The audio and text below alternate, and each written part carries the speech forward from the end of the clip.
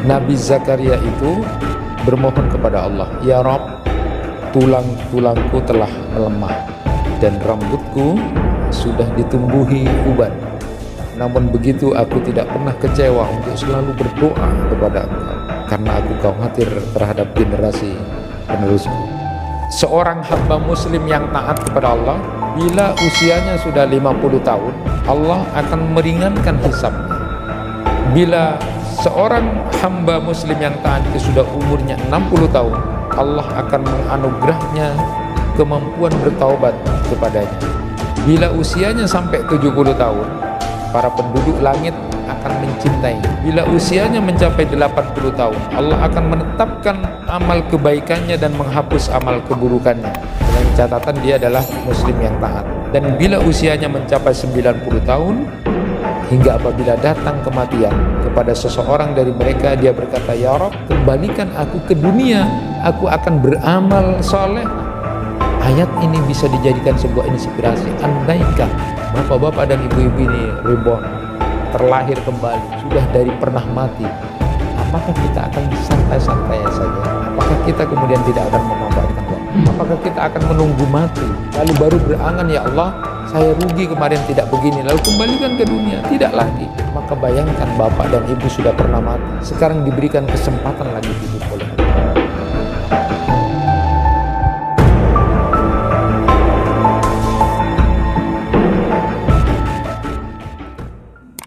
Assalamualaikum warahmatullahi wabarakatuh. Alhamdulillahi rabbil alamin, wa bihi nasta'inu ala umuri dunya waddin. Ashhadu an la ilaha illallah wahdahu la syarika lah, wa ashhadu anna Muhammadan abduhu wa rasuluh. Allahumma salli wa sallim ala nabiyyina Muhammad wa ala alihi wa ashabihi ajma'in. Rabbi shrah li sadri wa yassir li amri wahlul 'uqdatam min lisani yafqahu qawli. Amma ba'd. Jemaah kuliah subuh yang dirahmati Allah, kita sudah membahas tentang eskatologi, hal-hal yang peristiwa akhir zaman itu, mulai dari tengah sampai ke belakang. Jadi pada saat di padang mahsyar ada hisab, ada mizan, lalu kita bahas juga ahlul a'raf, lalu di sana ada sirat, ada haud, ada syafaat.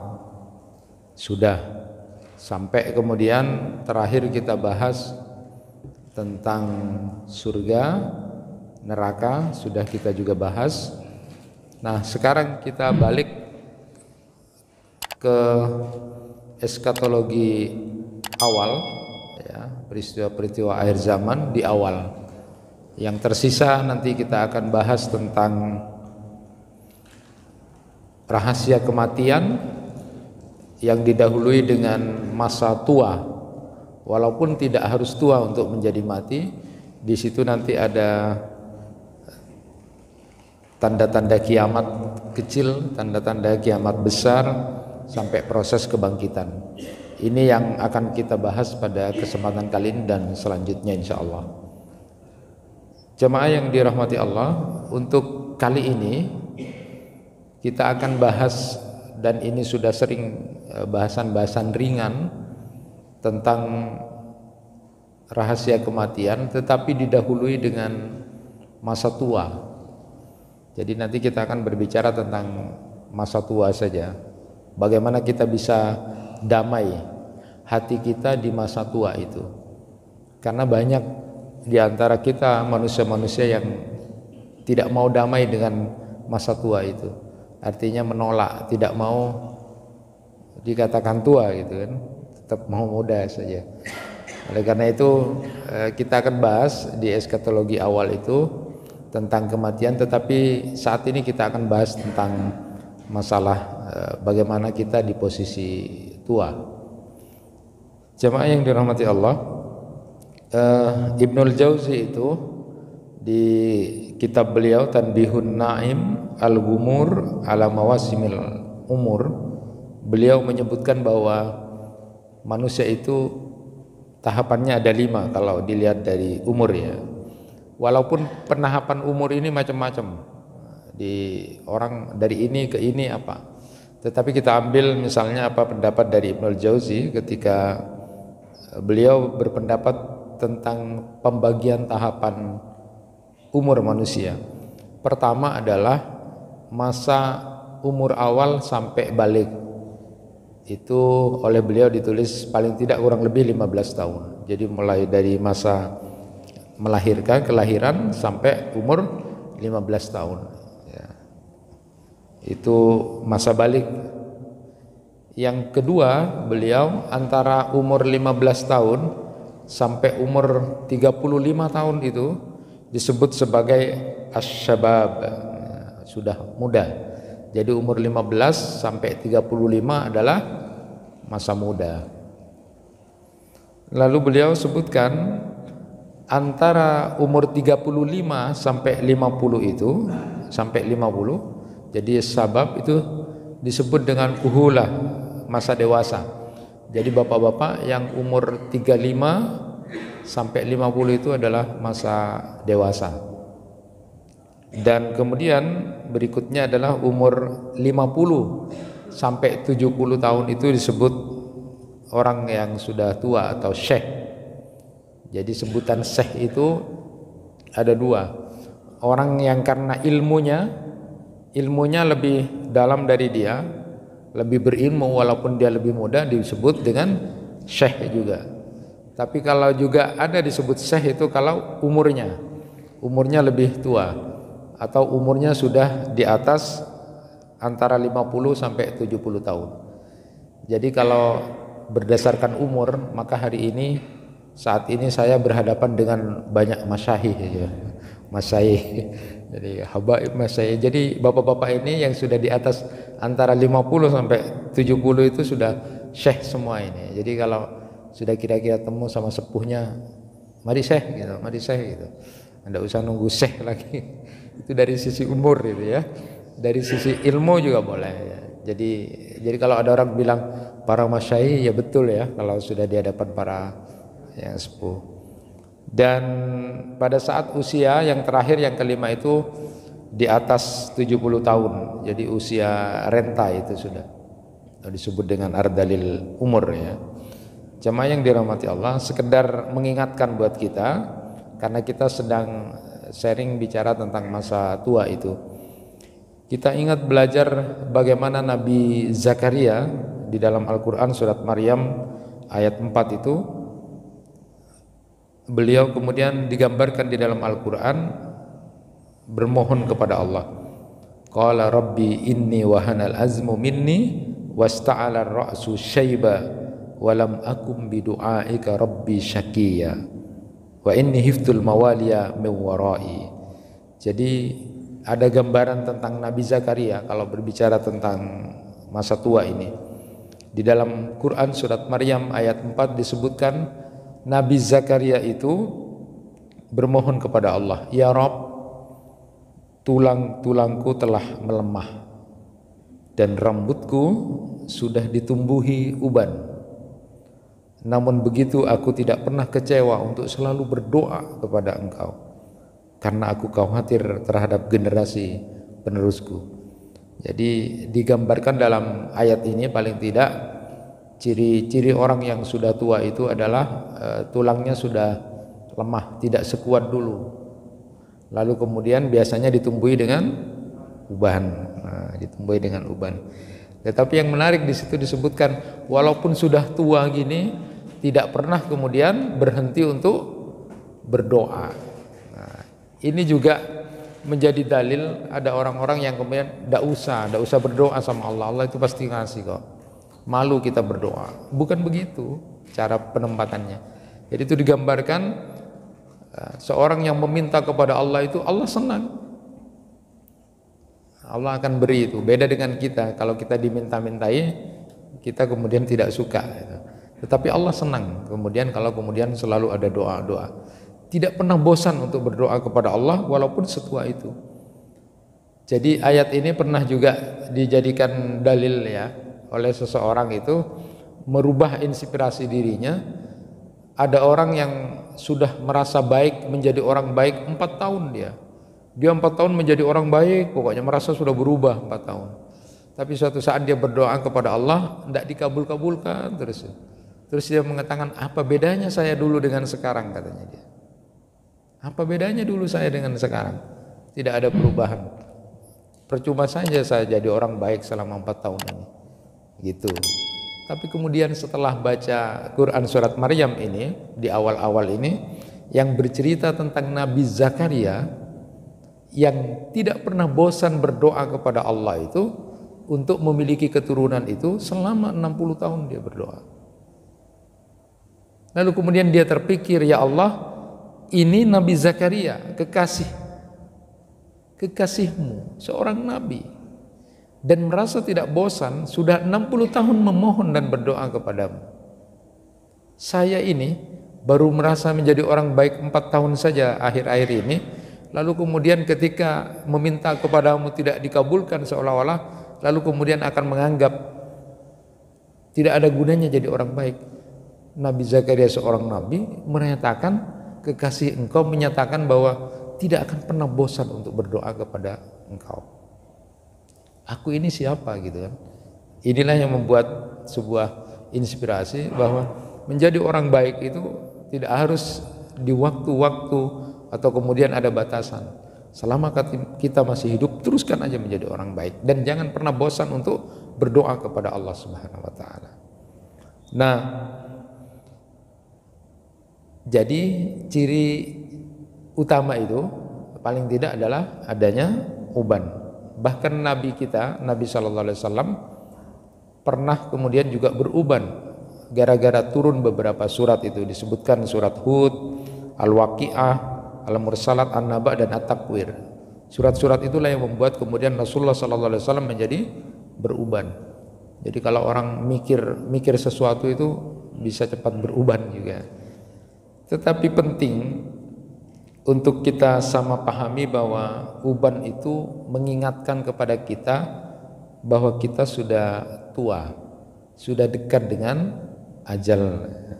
Allah Subhanahu wa taala berfirman, awalam nu'ammirkum ma yatadakkaru fi man tadakkara wa ja'akumun nadhir fadhuku fama lidh-dhalimin min nasir.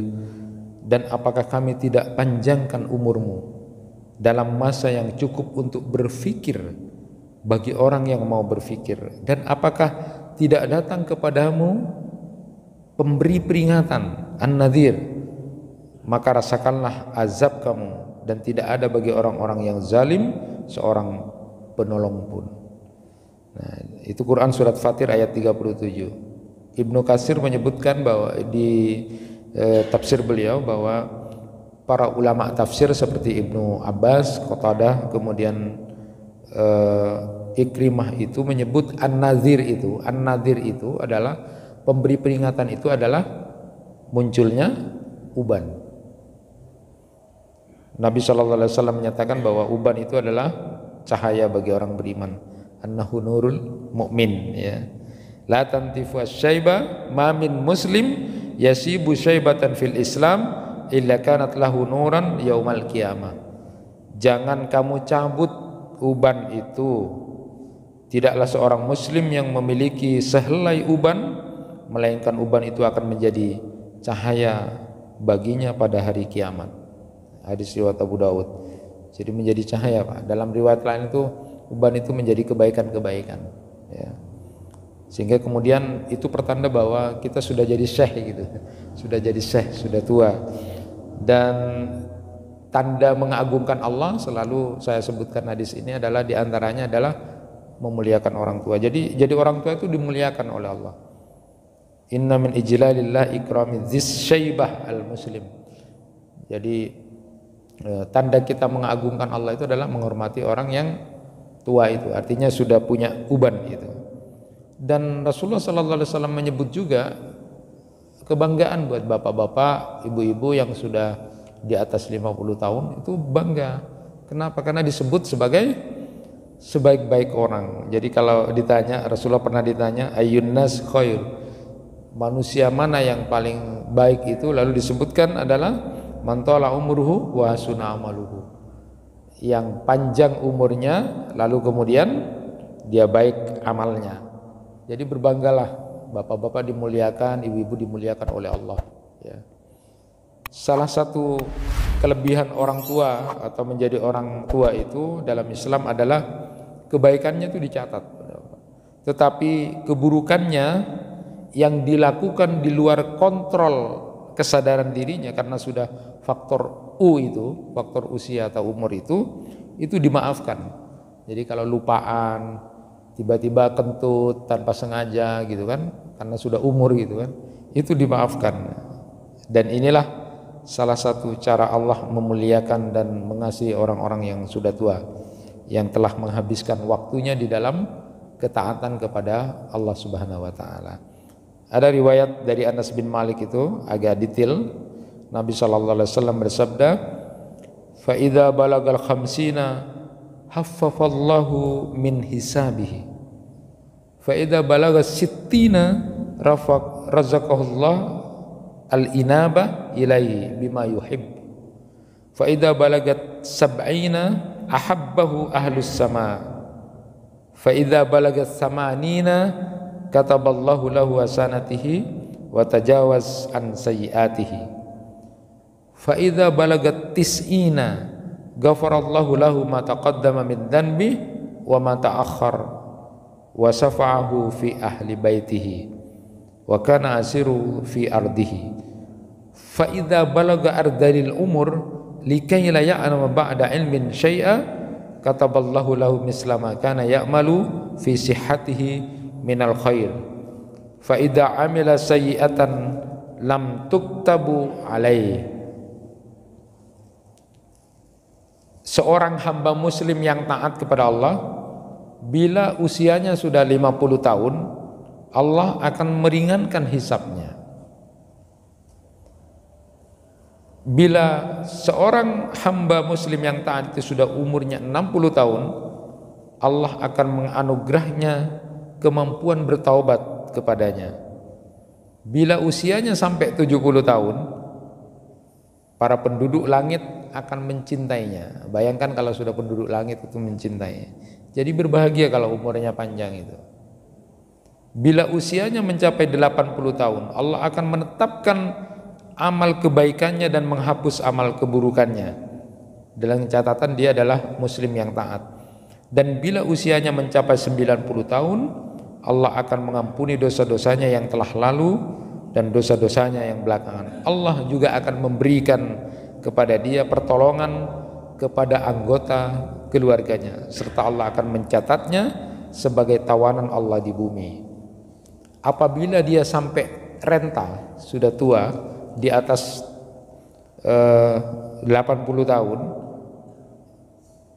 maka dia tidak mengetahui perbuatannya itu yang dilakukan karena sudah pikun, maka Allah akan mencatat pahala baginya seperti dia dalam keadaan sehat selama dia dalam keadaan sebagai muslim yang taat. Jika dia melakukan kesalahan maka tidak dicatat baginya, artinya dimafu. Nah, ini penting ya. Ternyata di Al-Asmu itu bercerita suatu hari beliau itu bertemu dengan Sulaiman bin Abdul Malik. Sulaiman bin Abdul Malik ini kemudian masuk masjid lalu kemudian melihat orang yang sudah renta tadi, sudah agak sepuh banget. Lalu kemudian ditanya, "Bapak mau merasa lebih baik mati atau masih pingin seperti sekarang ini?" Karena sudah tua renta itu, ke masjid. Pinginnya mati atau seperti sekarang ini masih? Lalu kemudian orang ini menjawab, "Tidak, aku pingin seperti sekarang ini. Karena masa mudaku dengan banyak dosa-dosaku sudah berlalu. Sekarang aku berada di masa tua ini dan aku merasakan banyak kebaikan." Seperti yang saya sebutkan pada waktu yang lalu, dia kemudian menyatakan suasana seperti sekarang ini, walaupun modelnya begini, tak sasoke itu, tidak segagah masa muda itu. Dia menyatakan, saya senang suasana seperti sekarang. Kenapa? Karena pada saat mau berdiri saja selalu mengucapkan bismillah. Bisa duduk saja itu sudah bilang alhamdulillah. Dan itu tidak pernah dilakukan pada waktu masa muda. Waktu masa mudanya mana ada orang-orang berdiri bismillah, duduk alhamdulillah, itu jarang gitu. Tapi kalau lihat orang-orang tua mau berdiri saja itu baca bismillah itu, karena susah, mau berdiri saja sudah susah gitu. Nah, nanti kalau bisa duduk bilang alhamdulillah. Itu suasana yang kemudian menjadi angan-angan dia itu baik. Sehingga Ali bin Abi Thalib pun kemudian berangan itu tidak mati di usia muda sebelum merasakan masa tua. Kenapa? Beliau menyatakan yasurruni an mittu tifla wa anni lam akbaru fa'arifu rabbi. Aku berharap tidak dimatikan saat usia muda karena aku ingin tua. Karena dengan tua itu aku bisa mengenal Rabb jauh lebih dekat. Nah, jadi dengan masa tua itu akan lebih kenal kepada Allah itu lebih dekat lagi. Tidak mau mati di usia tua itu angan ya. Karena umur itu juga takdir yang sudah ditentukan oleh Allah. Nah, ada juga hadis yang masyhur ya. Hadis yang masyhur ini biasanya disampaikan pada waktu puasa. Hadis yang sudah kita kenal. Ada orang yang umurnya lebih panjang, ternyata dia mengalahkan derajat pahala orang yang mati syahid sampai, karena umurnya panjang.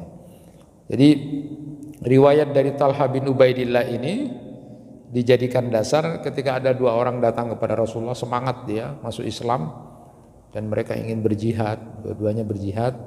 Nah, dalam cerita itu disebutkan bahwa dari dua orang ini salah satunya kemudian mati, meninggal syahid ketika peperangan itu. Yang satunya tidak.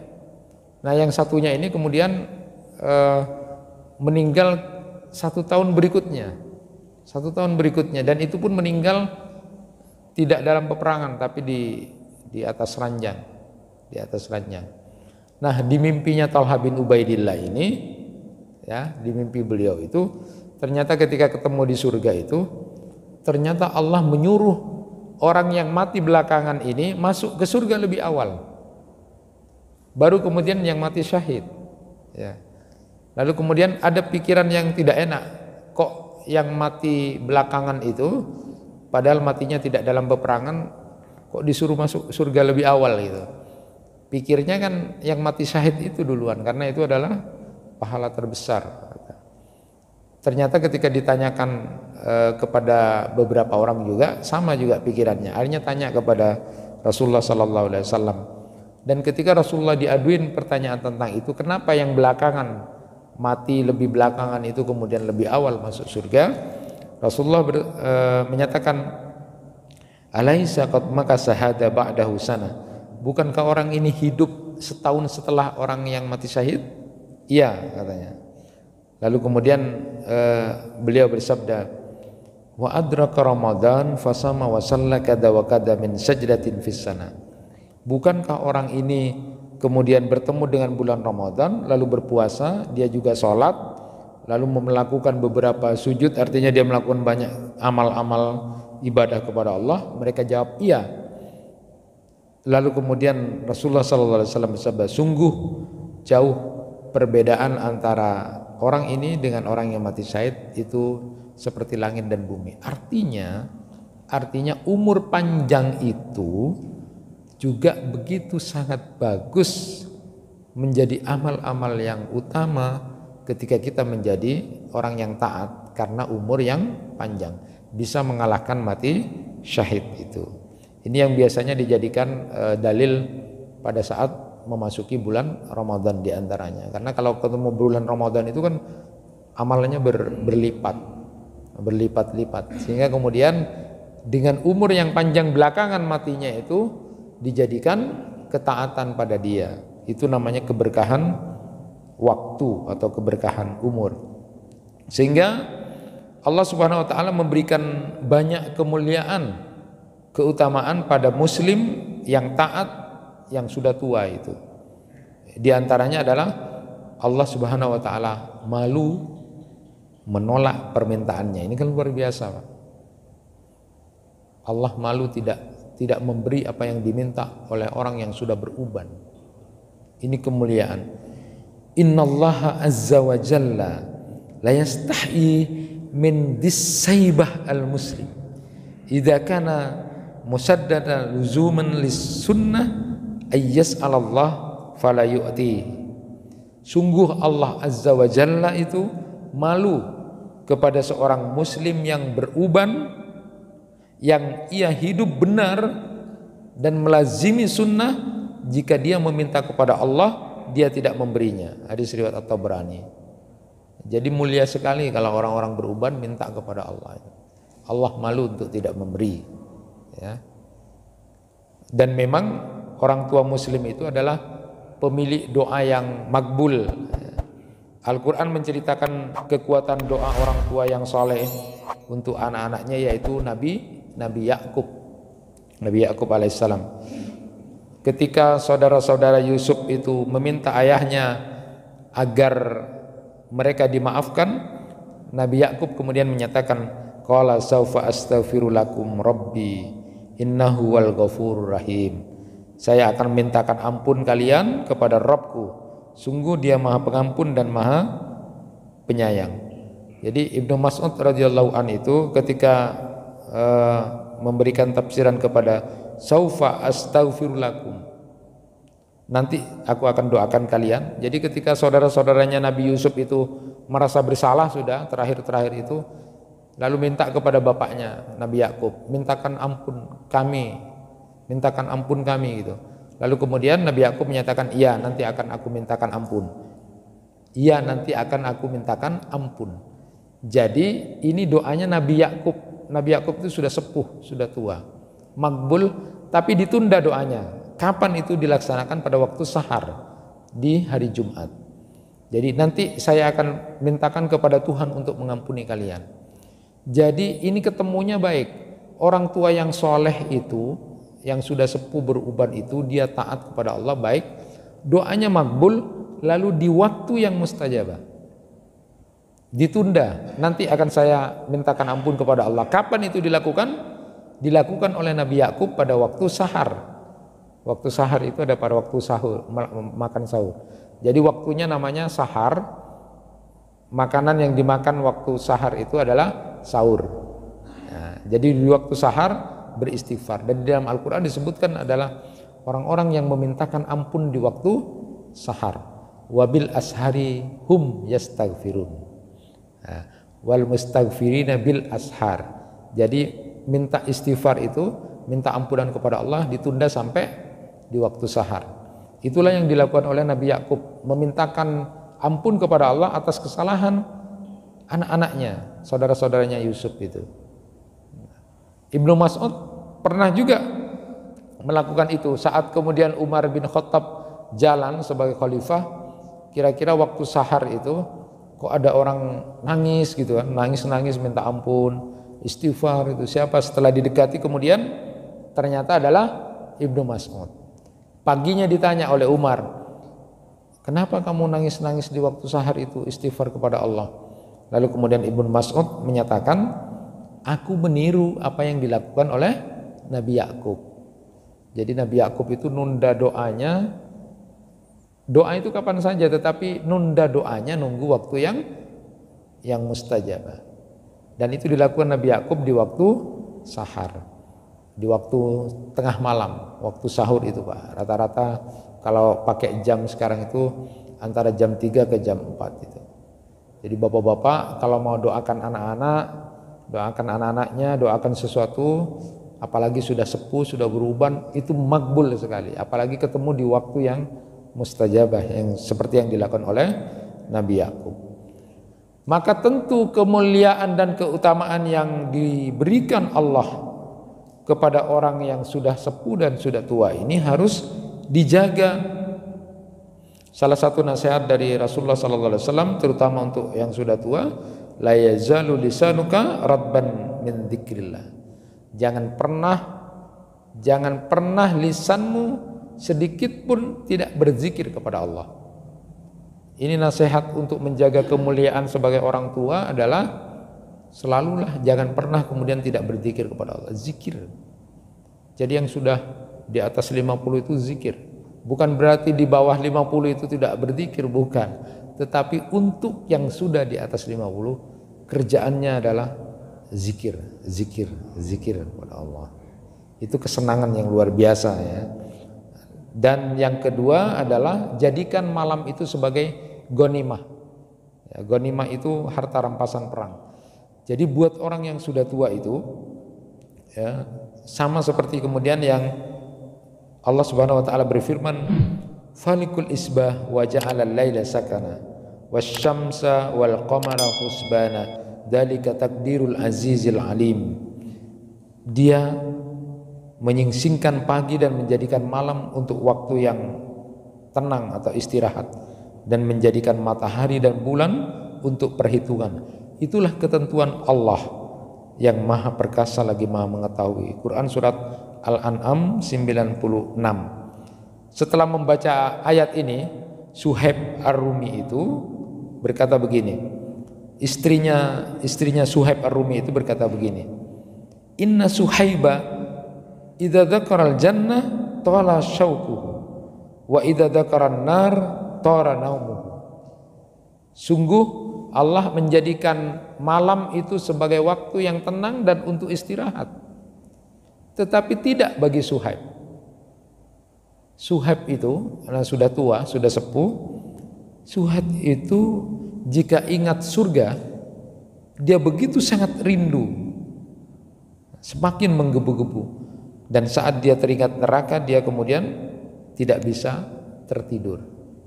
Nah, itu luar biasa Bapak. Jadi waktu malam itu untuk orang yang sudah tua, orang yang di atas 50 itu sebenarnya adalah waktu umpamanya perang itu ghanimah itu Pak. Harta rampasan perang. Itu dapat bonus sebenarnya. Jadi di saat waktu tenang untuk istirahat itu bagi orang tua ini kemudian dilakukan banyak zikir, qiyamul lail, lalu kemudian baca Quran dan sebagainya. Ini karena ghanimah. Itu harta rampasan perang. Ya, seperti itu. Nah, jangan sia-siakan waktu malam itu untuk orang yang sudah tua itu. Karena itu adalah ghanimah. Ya. Maka di masa tua jangan lagi bermaksiat dan bergaya seperti anak-anak muda. Riwayat Abu Hurairah, salasatun la yukallimuhumullah yaumal qiyamah wa la yanzuru ilaihim wa la yuzakkihim wa lahum adzabun alim, syaikhun zanin wa malikun kadzab wa ainun mustakbir. 3 golongan yang nanti tidak diajak Allah berbicara pada hari kiamat, Allah tidak memandang dia dan tidak membersihkan dia, serta mendapatkan siksa yang pedih. Siapa itu? Orang tua yang berzina, penguasa, pendusta, dan orang miskin yang sombong. Jadi diantaranya itu adalah jangan bermaksiat kalau sudah tua itu. Saat ditanya siapa manusia yang paling buruk, ayyun nas syarrun, qala man tala umruhu wa sa'a amalu. Siapa orang-orang yang paling jelek itu, paling buruk itu ya Rasulullah? Orang yang umurnya panjang tapi kelakuannya jelek. Itu orang yang paling buruk. Di dalam hadis sudah disebutkan, khairu sababikum man tasabbaha bikuhulikum wa syarru kuhulikum man tasabbaha bisababikum. Sebaik-baik anak muda adalah tingkah polanya itu sama seperti orang tua. Tetapi sejelek-jelek orang tua adalah tingkah polanya sama seperti anak muda. Ya, bahasanya kalau sekarang itu engak-engak gitu kan. Boleh semangat muda itu tetap harus itu. Tetapi yang dimaksud adalah pola tingkahnya, kelakuannya. Engak-engak itu biasanya engak-engak sudah ada uban, ambu gitu kan, bahasanya seperti itu. Nah, yang harus dilakukan sebenarnya adalah sama seperti yang dilakukan oleh Abu Shuraih itu. Abu Shuraih itu punya kekhawatiran luar biasa karena dia sudah umurnya di atas 60 tahun. Abu Shuraih itu kemudian ketika suatu saat bepergian lalu istirahat. Ketika istirahat itu lalu kemudian dia menundukkan lalu tiba-tiba nangis Abu Shuraih itu. Lalu ditanya oleh yang menemani dia dalam perjalanan, "Kenapa engkau menangis?" Lalu dia menyatakan, tafakkartu fi dhihabi umri wa qillati amali wa iqtirabi ajali. Aku itu merenung tentang umurku yang sudah semakin berkurang, amalku yang sedikit, dan ajalku yang sudah semakin dekat. Jadi 3 kekhawatiran itu. Jadi di usia-usia di atas 50, 60, 70 tahun itu mikirnya tentang itu aja. 3 kecemasan itu. Umur yang semakin berkurang, amalnya masih sedikit, lalu kemudian ajal itu sudah semakin dekat. Dan seyogyanya menjadi orang tua itu semakin arif, semakin bijak, semakin bisa memberikan keteladanan. Maka pernah saya sampaikan juga di Rasulullah bahwa tanda orang yang akan husnul khatimah itu adalah Allah akan mempermanis hidupnya. Mempermanis hidupnya itu adalah di usia-usia akhir itu semakin disenangi oleh keluarganya, bahkan tetangga-tetangganya juga semakin senang. Tapi ciri-ciri yang tidak baik adalah semakin tua, semakin tidak disenangi keluarganya, bahkan orang-orang semakin tidak senang. Karena kita tidak menjaga. Justru seharusnya semakin tua semakin arif, semakin bijak. Ali bin Abi Thalib saja kan mau pingin tua, karena kalau tua itu semakin bijak, semakin arif, semakin tidak rakus, semakin ingat kepada Allah. Tidak sebaliknya gitu. Jadi jangan sampai bertambah liar, atau ada istilah yang kita kenal tua-tua keladi. Semakin tua semakin jadi, maksudnya dalam konteks ketidakbaikan. Nah, Abu Hazim itu menasihati anaknya begini, ya bunayya la taqdi biman la yakhafullah bidhahril ghaib wala yaqifu anil aib wala yuslihu inda syayb.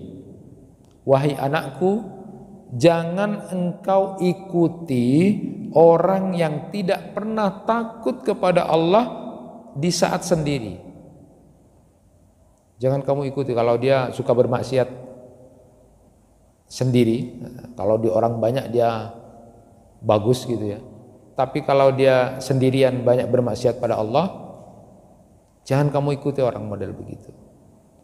Dan jangan kamu ikuti orang yang tidak pernah berhenti mencela. Kelakuannya, kerjaannya mencela saja, merendahkan saja. Sudah tua terus mencela orang, merendahkan orang kerjaannya. Padahal tadi disebutkan jaga kemuliaan dengan lisan itu zikir, banyak zikir.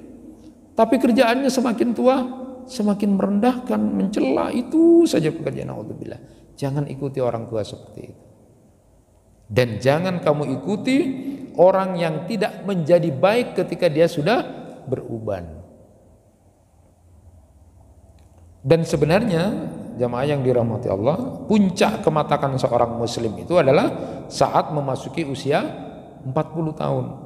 Ini adalah momentum yang mulai melipat kasur gitu ya, istilahnya seperti itu. Syekh Asy-Sya'rani itu dalam kitab Bahrul Maurud itu menulis bahwa telah diambil perjanjian dari kita apabila umur telah mencapai 40 tahun itu hendaklah setiap orang dari kita itu melipat kasur, selalu ingat kepada Allah bahwa kita sebentar lagi akan berjumpa dengan akhirat, tidak lagi merasa tenang dan nyaman. Al-Quran memang memberikan penekanan itu pada usia 40 tahun, disebutkan khusus itu dalam Quran surat Al-Ahqaf ayat 15. Hatta idza balagha ashuddah wa balagha arba'ina sanah qala rabbi auzi'ni an ashkura ni'mataka allati an'amta alayya wa ala walidayya wa an a'mala salihan tardah wa aslih li fi dzurriyyati inni tubtu ilaika wa inni minal muslimin. Apabila telah dewasa dan usianya sampai 40 tahun, dia berdoa, ya Rabb, tunjukkanlah aku untuk mensyukuri nikmat kepada Engkau yang telah Engkau berikan kepadaku dan kepada ibu bapakku, dan supaya aku dapat berbuat amal yang soleh yang Engkau ridhai. Berilah kebaikan kepadaku dan memberi kebaikan kepada anak-anakku. Sungguh aku bertobat dan sungguh aku termasuk orang-orang yang berpasrah diri. Jadi kalau sudah umur 40 itu disebutkan memang sudah Jadi bapak-bapak ini kan rata-rata sudah di atas 40. Maka sejak usia 40 tahun itu puncaknya kita sudah harus mendekat kepada Allah. Disebutkan khusus begitu oleh sebagian ahli tafsir menyatakan kenapa disebutkan khusus umur 40 tahun secara tersendiri itu karena itu adalah puncak kehidupan yang baik dari sisi fisik, emosional, mental, spiritual kita itu sudah puncaknya di umur 40 tahun. Maka Rasulullah pun diutus menjadi seorang nabi dan rasul itu pada usia 40 tahun. Itu sudah matang-matangnya. Jadi kalau sudah umur 40 tahun itu memang sudah harus dekat kepada Allah ya. Jadi yang dikerjakan cuma 5 itu menurut Quran surat Al-Ahqaf. Kalau sudah sepuh, sudah tua, yang dikerjakan apa? Banyak bersyukur kepada Allah. Banyak-banyak bersyukur kepada Allah. Yang kedua, banyak-banyak beramal soleh. Yang ketiga, banyak mendoakan anak cucunya. Jangan kemudian bapaknya yang bergaya, anaknya tidak dipikirin, cucunya dipikirin. Jadi umur-umur seperti kita ini sudah banyak-banyak mendoakan anak-anak dan cucu-cucu kita. Yang keempat, banyak-banyak bertaubat. Yang kelima, banyak-banyak berpasrah diri kepada Allah. Itu 5 yang disebutkan dalam Quran surat Al-Ahqaf ayat 15. Nah, Dr. Ibrahim An-Naim itu dalam kitab Kaifa Tutilu Umraka Al-Intijad, bagaimana memanjangkan umur agar produktif itu, beliau sebutkan memang di situ. Ya paling tidak sebenarnya kita ini umur produktifnya cuma kalau misalnya diberikan Allah jatah 60 tahun, produktifnya kita itu cuma 20 tahun, sepertiganya saja. Dan itu sudah sering kita dengar itu ya. Jadi kalau waktu tidur kita 1 hari 8 jam, berarti sepertiga waktu hidup kita adalah untuk tidur. Kalau kita dikasih jatah Allah hidup umurnya 60 tahun, berarti kalau tidur itu 8 jam berarti sepertiga, berarti kita tidur di usia 60 tahun itu diberi jatah 60 tahun, kita untuk tidur saja 20 tahun. Nanti dikurangi masa balik 15 tahun. Belum lagi dikurangi waktu makan. Itu sekitar 3 tahun. Belum lagi dikurangi waktu masuk kamar mandi. BAB, pipis dan sebagainya itu. Kurang lebih itu 2 tahun. Jadi habis 20 tahun. Tersisa cuma 20 tahun. Itu kalau kita diberi jatah umur oleh Allah 60 tahun. Jadi yang produktif itu cuma 20 tahun. Itu pun kalau diterima amalnya oleh Allah. Sehingga kemudian Rasulullah pernah bersabda, la yudkhil ahadan amaluhul jannah. Qalu wala anta ya Rasulullah? Qala la wala ana illa ayyatagammadani Allahu bi fadlin wa rahmah. Tidak seorang pun masuk surga itu karena amal-amalnya. Para sahabat bertanya kepada Rasulullah, tidak juga engkau ya Rasulullah? Iya, termasuk aku. Tidak juga seperti itu. Seandainya bukan karena rahmat dan karunia yang meliputi diriku. Itu semua karena rahmat dan karunia dari Allah Subhanahu wa taala. Jadi amal yang kita lakukan itu tidak sebanding dengan nikmatnya surga. Gak ada yang masuk karena amal itu, tidak sebanding karena nikmatnya itu dahsyat. Itu semua karena rahmat dari Allah Subhanahu wa taala. Tetapi amal yang kita lakukan, amal soleh yang kita lakukan, kebaikan yang kita lakukan hanya menjadi syarat kita kemudian akan bisa mendapatkan nikmat Allah itu. Tetapi sesungguhnya amal yang kita lakukan dengan apalagi cuma 20 tahun itu belum tentu diterima lagi, belum tentu berkualitas lagi. Itu tidak sebanding dengan nikmatnya surga. Kalau bukan karena rahmat dan karunia Allah, kita tidak pantas. Tidak ada satupun yang pantas untuk masuk surga itu. Karena amal itu cuma 20 tahun, itu pun belum tentu diterima. Orang yang punya amal Bani Israel yang 500 tahun, ada 400 tahun menceritakan riwayat itu kemudian hanya sebanding dengan nikmat mata kita bisa melihat. Maka ada ulama yang menyatakan kalau ingin tahu nikmat Allah itu mau menghitung nikmat Allah sedikit saja, cukup sekarang pejamkan mata lalu pura-pura buta setengah hari. Apa yang terjadi bapak-bapak? Pejamkan mata, sehari pura-pura buta. Habis Pak. Ternyata mata itu nikmat utama. Itu contoh. Jadi 400 tahun tidak pakai dosa, amal terus, itu baru sebanding dengan nikmat mata. Apalagi 20 tahun. Itu pun belum tentu diterima. Jadi tidak ada. Maka penting untuk sama-sama kita ingat ayat di dalam Quran surat Al-Mu'minun 99 sampai 100 itu, hatta idza jaa ahadahumul mautu qala rabbirji'un la'alli a'malu salihan fima tarakt. Hingga apabila datang kematian kepada seseorang dari mereka, dia berkata, ya Rabb, kembalikan aku ke dunia, aku akan beramal soleh, amal-amal yang aku tinggalkan selama ini. Dan itulah menurut Imam Qatadah disebutkan di tafsirnya Ibnu Katsir itu, Imam Qatadah menyatakan, demi Allah, ayat ini memberikan pemahaman kepada kita bahwa orang-orang yang sudah jadi mayat, orang-orang yang sudah meninggal dunia, orang-orang yang sudah menjadi jenazah di kuburan itu, mereka berniat, berangan untuk bisa kembali kepada dunia ini untuk melakukan amal. Dan mereka berangan untuk kembali ke dunia bukan untuk kumpul-kumpul sama keluarga, berniat bukan untuk cari uang yang banyak, berniat untuk kemudian melaksanakan nafsu dan syahwat kekuasaan apapun, tidak. Mereka ingin kembali ke dunia untuk bisa beramal soleh, tidak lagi seperti sebelumnya sebelum mati. Nah, ayat ini bisa dijadikan sebuah inspirasi. Andaikan bapak-bapak dan ibu-ibu ini reborn, terlahir kembali, sudah dari pernah mati, apakah kita akan santai-santai saja? Apakah kita kemudian tidak akan memanfaatkan waktu? Apakah kita akan menunggu mati lalu baru berangan, ya Allah, saya rugi kemarin tidak begini, lalu kembalikan ke dunia? Tidak lagi. Maka bayangkan bapak dan ibu sudah pernah mati, sekarang diberikan kesempatan lagi hidup oleh Allah. Apakah sama? Karena memang di dalam Al-Quran pada pei deki pakun seperti itu. Jangan gunakan dengan sesuatu yang tidak baik. Maka bapak dan ibu sekalian, eskatologi awal itu adalah kematian. Nanti kita bahas pada kesempatan berikutnya. Ingat, sebenarnya kita setiap hari ini sudah berlatih atau berada dalam posisi merasakan mati itu. Dr. Muhammad Az-Zain itu di kitabnya Hakikatul Maut Bainal Falsafah wad Din, beliau menyebutkan sebenarnya setiap hari kita sudah latihan mati itu 4 kali. 4 kali kita sudah setiap hari merasakan mati itu.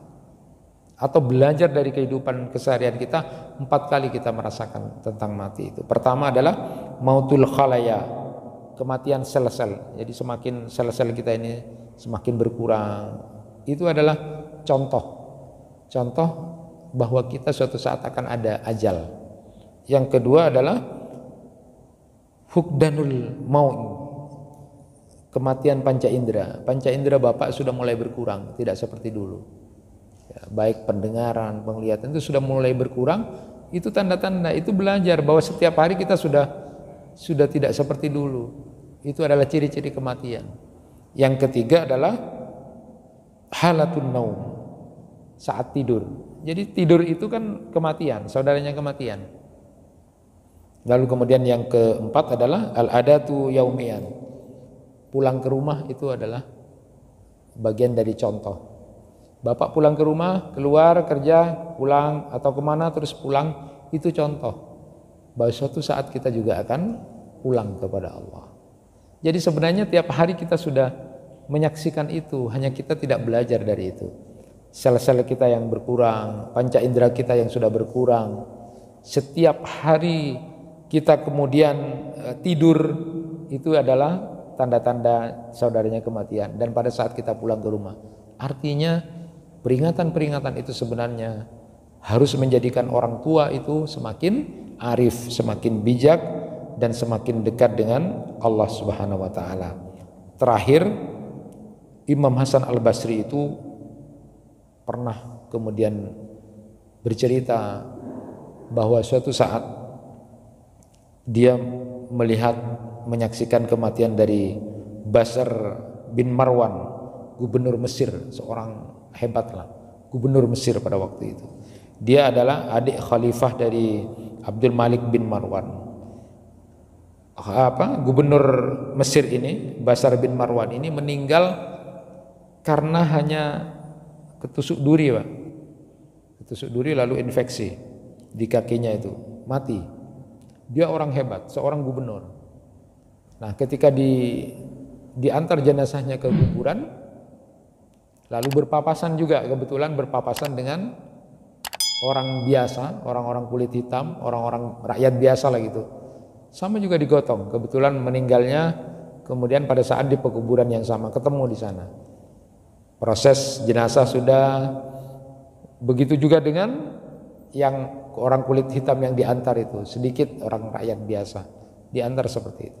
Selesai dikuburkan dua-duanya karena kebetulan berbarengan, Imam Hasan al-Basri dan seluruh pengantar pulang. Tapi Imam Hasan al-Basri kemudian menengok ke belakang. Ditengoklah belakang. Dia cuma berpikir pelajaran penting buat saya. Ternyata seorang raja, seorang penguasa, orang hebat sama orang-orang biasa, toh tempat kembalinya sama, di kuburan. Tidak ada yang beda antara presiden, antara bupati, antara rakyat biasa, penguasa, tidak. Ternyata ketika sudah mati sama. Itulah pelajaran penting katanya Imam Hasan al-Basri, bahwa ternyata betul kalau kemudian Allah Subhanahu wa taala menyatakan inna akramakum indallahi atqakum, sesungguhnya yang paling mulia di antara kalian adalah orang-orang yang bertakwa kepada Allah Subhanahu wa taala. Itu yang bisa disampaikan perenungan eskatologi awal tentang kematian, tetapi saya sampaikan dulu tentang masa tua kita. Walaupun mati itu tidak harus melalui tua dulu, ada yang mati muda. Tetapi diingatkan kepada kita bahwa dengan tanda-tanda yang sudah an-nadhir yang sudah diberikan Allah kepada kita, mengingatkan kita pada saatnya kita nanti semuanya akan mati. Oleh karena itu, apa-apa yang sudah kami sampaikan ini nasihat buat saya, nasihat buat bapak-bapak dan ibu-ibu, sama-sama untuk kita pelajari. Allah sudah memberikan umur yang panjang kepada kita sejauh ini. Sejauh ini Allah masih memberikan umur panjang kepada kita, dan alhamdulillah kita berdoa kepada Allah, bersyukur kepada Allah kalau sampai nanti bisa ketemu di bulan Ramadan lagi, maka itu adalah kesempatan yang luar biasa. Bayangkan ayat Al-Quran surat Al-Mu'minun ayat 99 sampai 100, bagaimana Allah menggambarkan orang-orang yang sudah mati itu berangan-angan ingin hidup kembali, bukan untuk kumpul, bukan untuk mencari harta ternyata, bukan pula untuk kemudian menginginkan apa yang menjadi syahwatnya kemudian dia lakoni untuk hidup lagi, tapi dia akan melakukan amal-amal kebaikan, kesolehan. Bayangkan kita sudah pernah mati, lalu sekarang hidup lagi, apakah akan kita sia-siakan? Allah sudah memberikan nadhir, uban, pendengaran yang berkurang, penglihatan yang berkurang. Tetaplah untuk terus menjadi orang yang arif, semakin takwa, semakin bijak di masa-masa tua kita.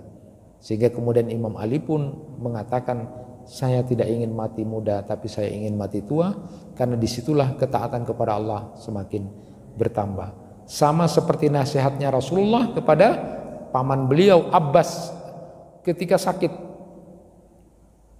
Beliau menyatakan, wahai paman, jangan pernah meminta untuk mati, teruslah minta umur panjang. Karena kalau engkau termasuk orang baik, maka dengan bertambahnya umur, maka kebaikan-kebaikan, pahala-pahala akan semakin bertambah. Tapi kalau engkau termasuk orang yang masih tidak baik, maka dengan panjangnya umur itu akan ada punya kesempatan untuk bertaubat kepada Allah Subhanahu wa taala. Jangan kalau sudah tua berangan-angan untuk mati atau minta mati, tidak perlu. Karena umur yang panjang itu punya pengaruh. Kalau kita orang baik, akan bertambah pahalanya. Kalau kita masih belum termasuk orang baik, maka dengan umur panjang kita diberikan kesempatan untuk banyak bertaubat kepada Allah. Allah senang kepada orang yang akhirnya akhir hidupnya adalah bertaubat. Teruslah memohon kepada Allah agar umur yang diberikan kepada kita menjadi umur yang barokah. Itu yang bisa disampaikan, mudah-mudahan bermanfaat. Subhanakallahumma bihamdika asyhadu an la ilaha illa anta astaghfiruka wa atubu ilaik. Kurang lebihnya mohon maaf. Wassalamualaikum warahmatullahi wabarakatuh.